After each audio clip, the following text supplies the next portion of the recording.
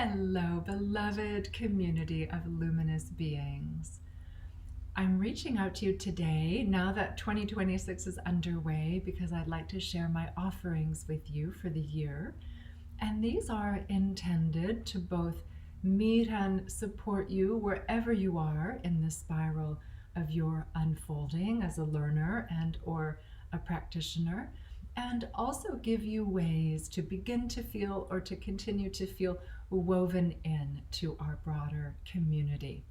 And so I'll start with my introductory workshops. I'll be leading 2 3-day in-person introductory workshops, one in Niwot, Colorado, from March 20th to 22nd, and another in Vancouver, British Columbia, from June 26th to 28th. And these are, as ever, at once intended to support beginners, those of you who may have perhaps made a New Year's resolution that this is the year when you're going to learn how to journey. And they're also intended to provide those of you who are already journeyers with an opportunity to rekindle or renew your practices and simply to deepen in your relationships with your helping spirits. And so you can consider these introductory workshops as opportunities to have immersions with your helping spirits, to have dedicated practice time with your helping spirits, and of course to enjoy the rare, precious gift of being together in person, in community, and practicing together. On a related note, I'm also in the midst of developing a self-paced virtual course for those of you who are inspired to learn how to journey, but for whom perhaps those specific dates, times, and locations don't quite suit. This will combine written lessons with bespoke recordings, and those of you who join the course will be invited into a private space and circle, which is our learning platform that many of our cohorts are already using for the virtual components of our circles. And that will give you a chance to meet with other learners and possibly to arrange to meet in dyads, to work in pairs, to ask your questions as you go through the course. And then there'll be live Q&A sessions that I offer periodically that you can join as well. The timing of that course being developed is intended to not only serve those of you who may not be able to join an in-person introductory workshop, but also in preparation for the monthly journey gathering that I'm going to begin leading in April. So this will be for people of all levels, for our entire community, and it will be a virtual gathering, of course, that gives us the chance to all gather and receive teachings from the helping spirits. And this comes directly from the helping spirits. They have indicated that there are specific teachings and practices that they would like to bring through on behalf of or for the benefit of our community as a whole. And so that means that meeting virtually is really the only way to make that possible. And of course, that also gives you the opportunity to experience the village nature, if you will, of our community. That there are people at different levels, at different stages of life, people living in different places, people sharing their medicine and applying this work in such a wide array of ways, and to be able to be together and learn from one another and bear witness to each other and be supported and borne witness to is so immensely valuable. And so with the reintroduction of the Journey Circle, because I have led Journey Circles in the past, what the helping spirits are saying is that this also gives us as a community a sense of continuity, that we're meeting every month and that there's a dedicated time for us to practice together, to enter into sacred space together, and to be together as a community. Obviously, virtually is the only way that can happen with utter inclusivity. And so, although we don't yet have the explanation or description, I suppose I should say, for the monthly Journey Circle, nor the course on my website yet. I thought you would appreciate knowing that those are up and coming. And something that I'm once again reintroducing into my repertoire, if you will, is standalone advanced trainings. And so in March at Univida in Niwot, where I lead my introductory workshops, I'll be teaching a compassionate depossession training, and that will be from March 26th to 29th. Many of you have heard me talk about compassionate depossession, and I'll just briefly reiterate here that that is the remedy for treating possession illness.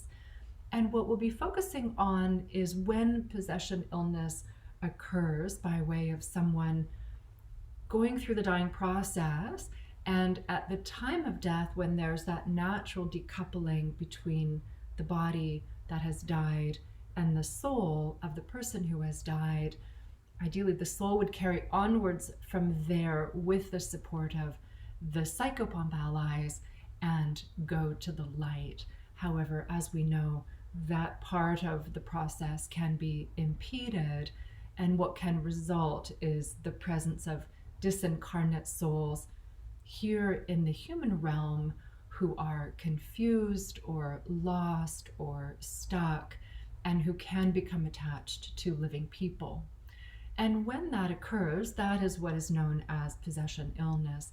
When that occurs, what that can mean is that there's a whole other person who might have their own medical symptoms and or conditions, psychiatric issues, mental health challenges, or psychological needs that are then being expressed through a living person who may or may not realize that what's being expressed through them is not them and not theirs. And correspondingly, their wellness care providers may not have made that distinction either. And so there can be efforts made to treat the symptoms that the disincarnate soul is expressing through the person who is harboring them, oftentimes unknowingly, when in fact the true remedy for that situation is for there to be an accurate diagnosis, first and foremost, that this is a disincarnate soul that is separate from the living person and their soul.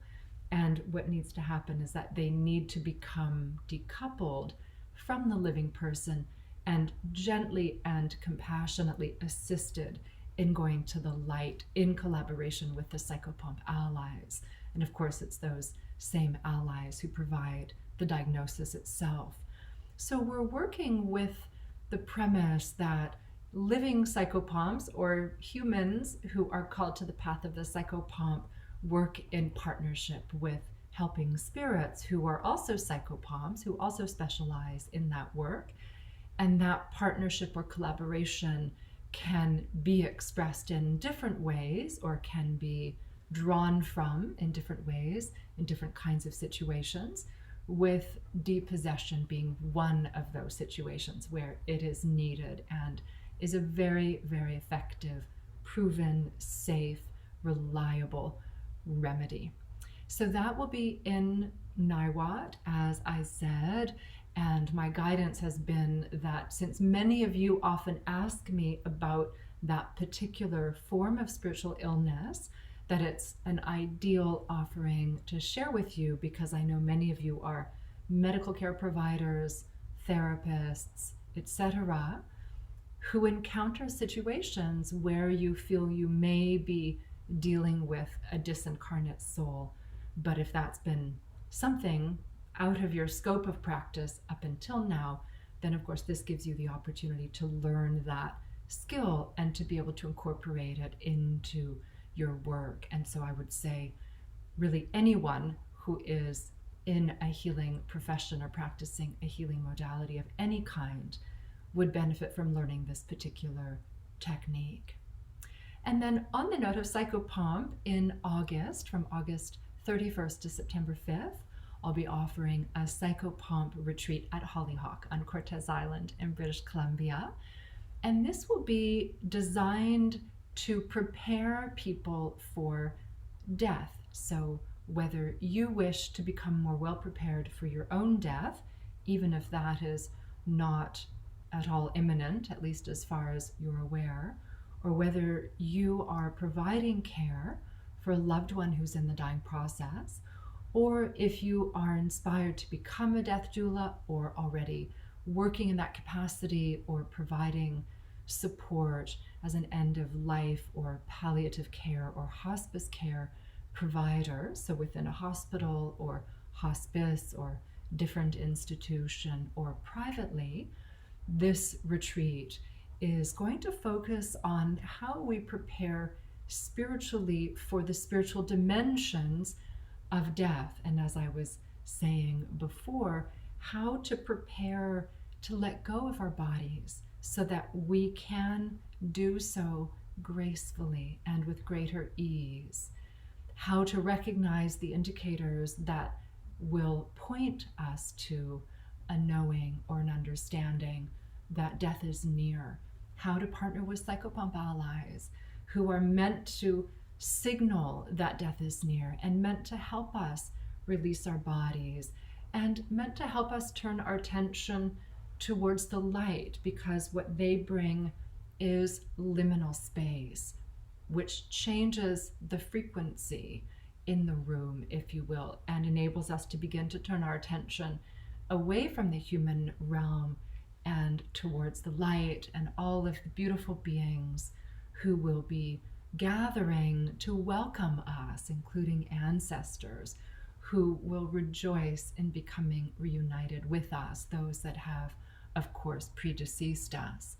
And interestingly, you could say that the focus of the retreat is to mitigate instances of possession illness, because one of the ways to prevent that from happening is to ensure that more and more people feel more well prepared for death and understand what's going to happen spiritually and can focus on that spiritual journey that death signals the beginning of, while of course also signaling the end of the physical life.